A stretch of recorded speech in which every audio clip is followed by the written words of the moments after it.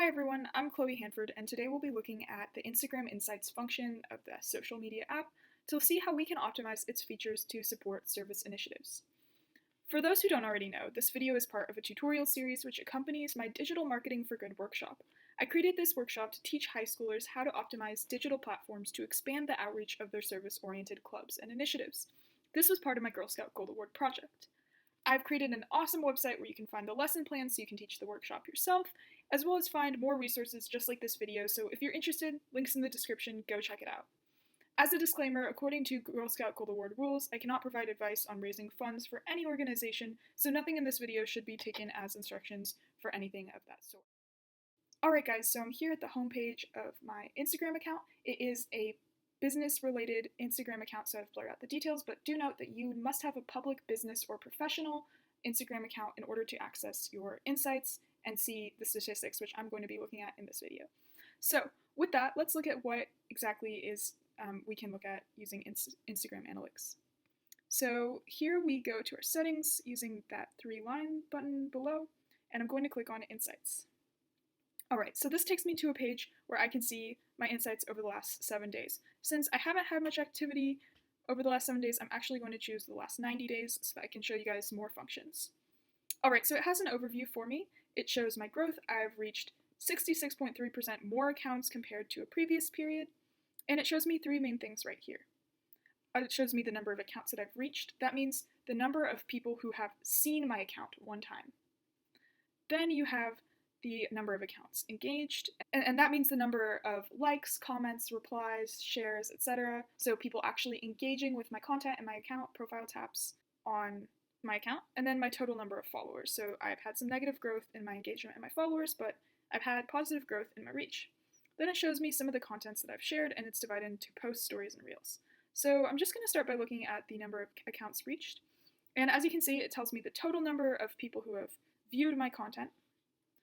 And then it shows me some really helpful information about my reached audience. So as you can see, here I have the top cities where my viewers are from. That would be Singapore, Seoul, New York, and Jakarta. And the countries, age ranges, and also gender. Sorry, why would this information be important? So it's important because it can help you to tailor the content that you create to reach out to more people in your target audience to get them more engaged. So for example, if I know that most of the accounts that I'm reaching are younger people, I might latch onto, for example, Gen Z trends in my content creation. If I know that most people are in Singapore, Seoul, and Jakarta, then I might start to post at times that are optimal for those specific time zones. If I know that most people in my audience are women compared to men, then I might make things that are more appealing to women, etc.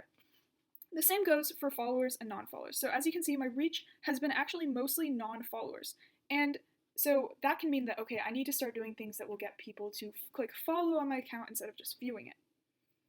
You can also see my top content. So Reels got a lot of engagement from non-followers versus posts getting more engagement from followers. So this is really helpful information that can help me to tailor my content creation approach. And if you're interested in a little bit more about branding and content creation, I really encourage you to check out my website. I have created an awesome branding worksheet tool which you can use to fill out about your own service club or an organization to help you streamline your content so that it appeals more to your viewers.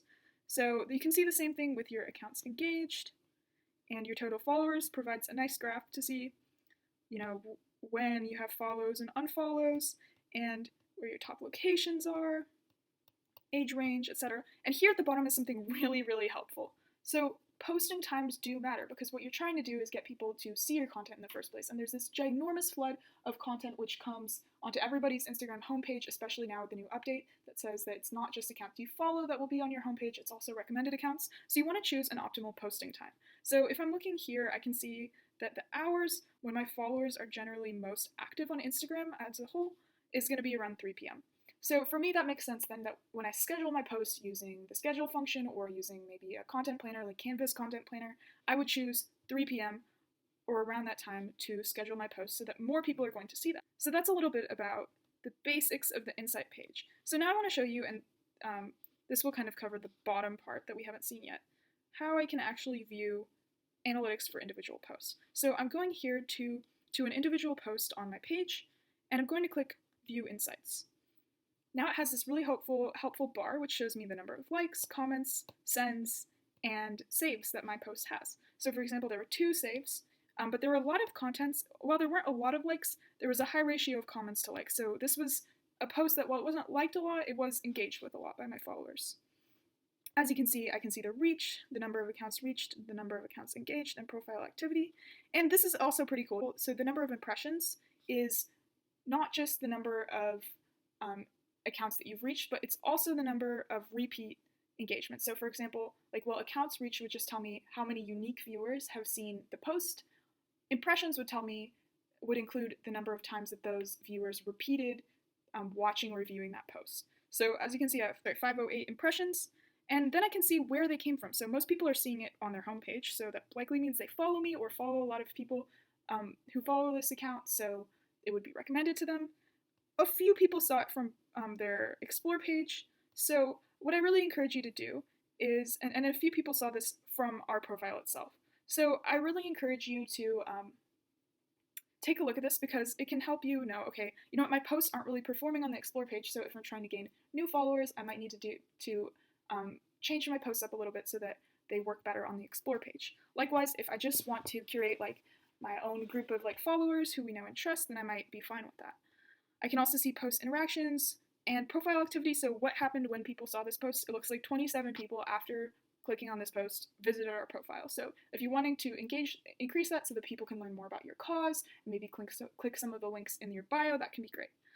So I hope that this has kind of shared a little bit and decoded a little bit of what Instagram Analytics is. There's tons of great resources out there online and within Instagram if you're curious about more specific details. But thank you for watching, and see you next time.